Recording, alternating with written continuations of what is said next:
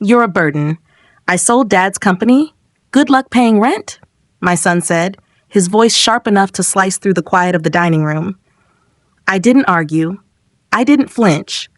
I simply pushed my chair back, stood up, and walked away, letting the weight of his words follow me down the hall like a shadow. I'm glad to have you here. Follow my story until the end and let me know where you're watching from.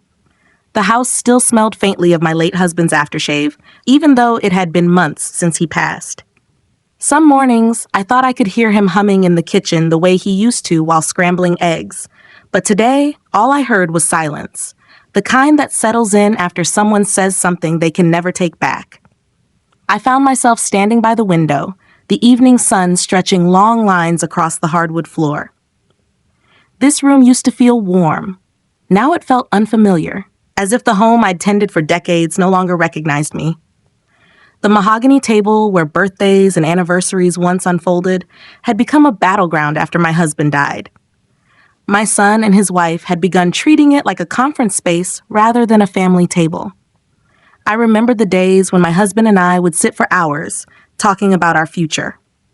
He always reassured me that the company he built, brick by brick, year by year, would keep me comfortable for the rest of my life.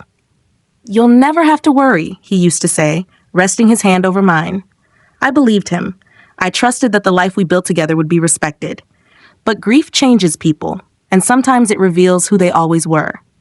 My son barely looked at me anymore. His eyes had a different shine, cold, calculating, impatient, as if every word I spoke cost him something he didn't want to give. His wife wasn't any softer. She hovered behind him during our conversations like a quiet echo of disapproval, whispering thoughts into his ear that I could never quite hear but always felt. I caught myself brushing dust from the windowsill, a habit I'd developed since the funeral.